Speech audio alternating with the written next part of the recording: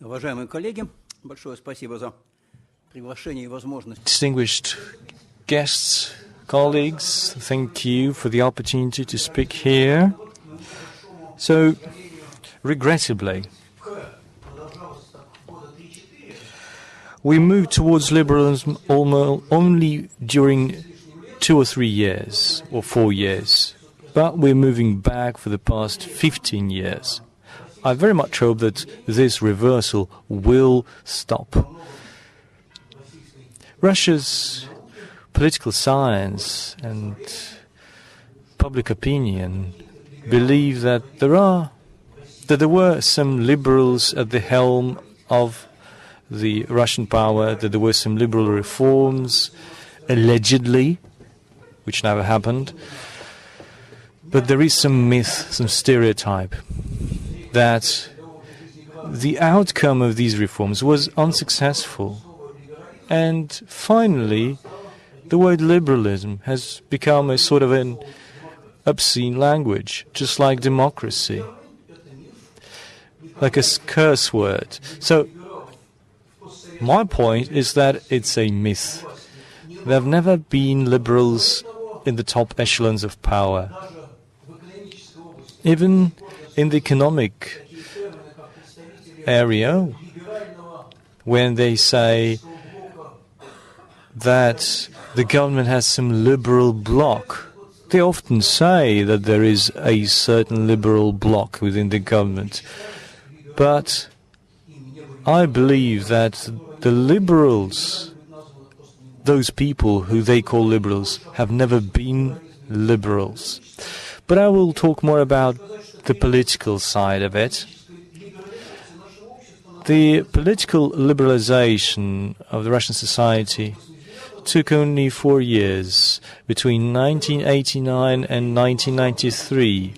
The administrative control over mass media was eased. We had fair election. We had multi-party system in this time. It was when we abandoned Article 6 of the Constitution and moved towards multi-party system and the separation of powers. What followed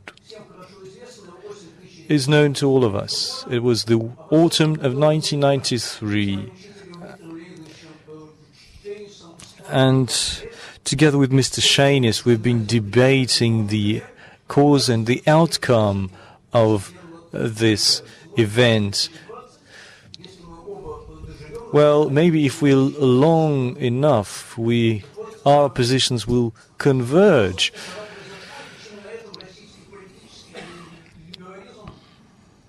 So what happened at that point in 1993, and why liberalism was shut down, and why a U-turn was ushered in?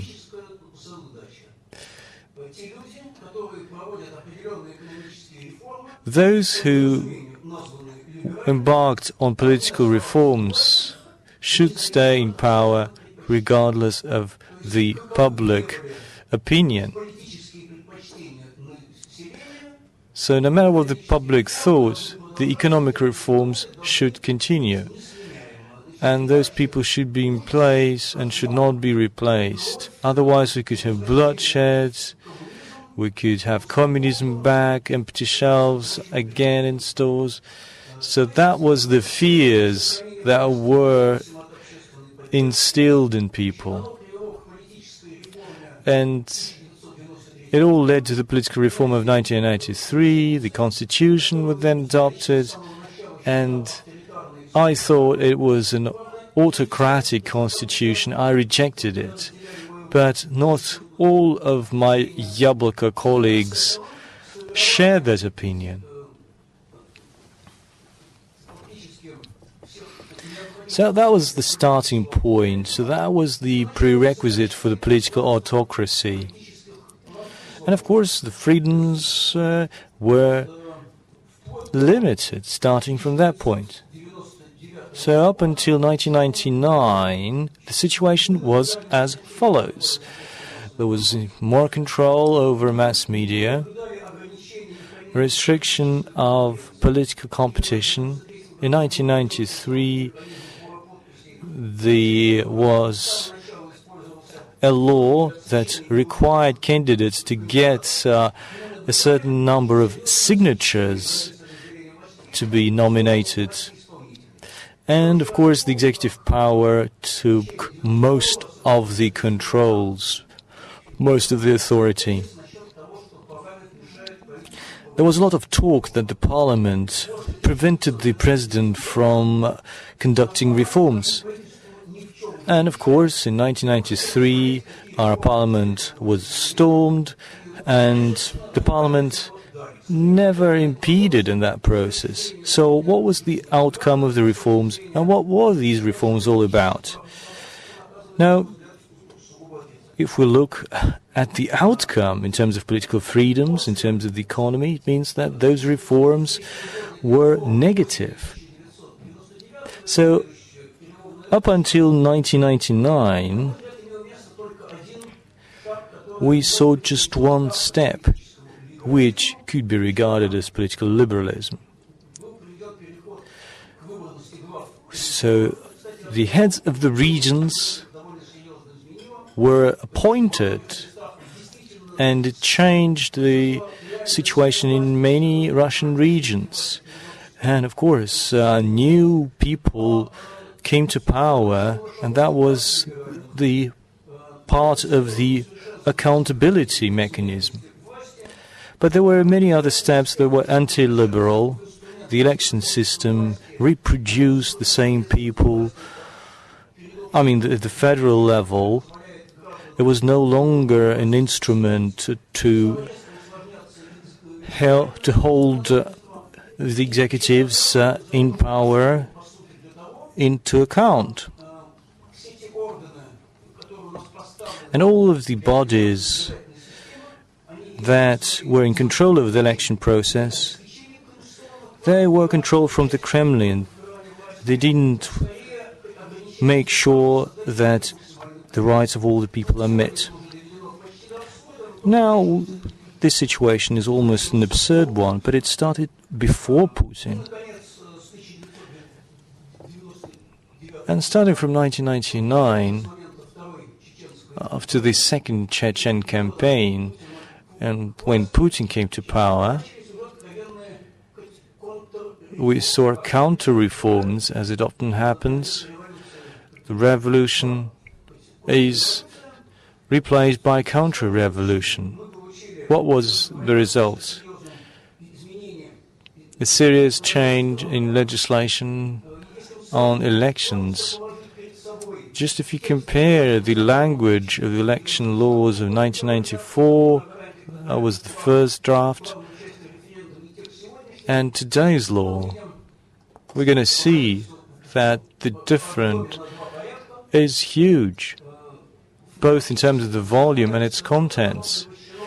Today, the election legislation is an instruction on how you can restrict the rights of the people, and that's instead of ensuring them.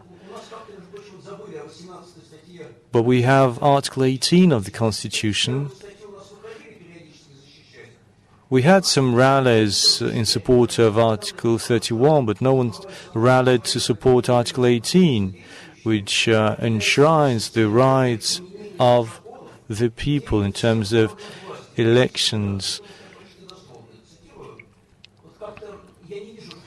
So don't see that this article is enforced in routine practice.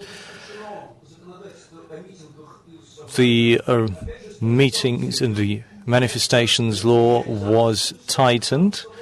So instead of ensuring the constitutional rights of the people, the law would now introduce as many barriers as possible. The latest amendment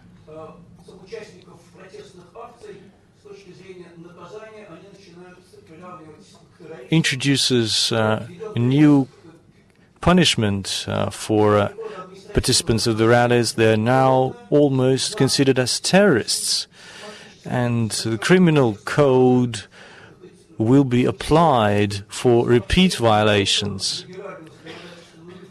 So you can never see such examples anywhere else.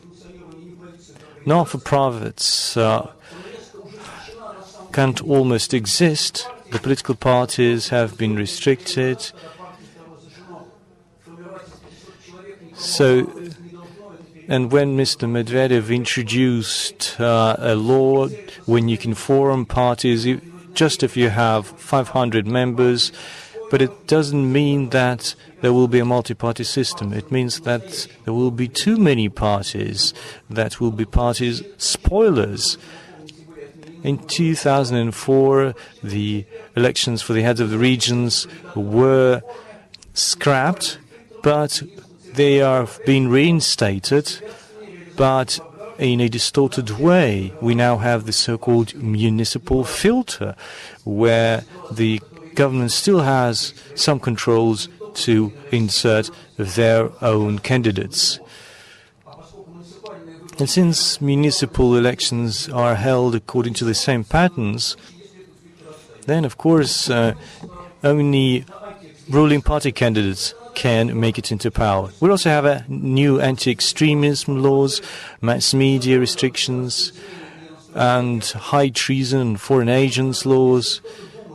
So if anyone thinks that we still have anything left of political liberalism, it's a delusion.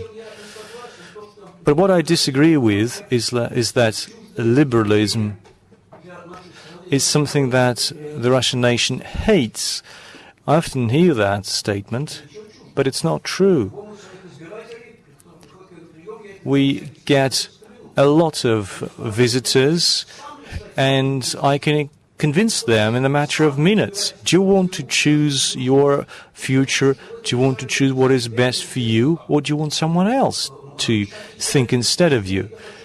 Well, they say, I want to choose myself.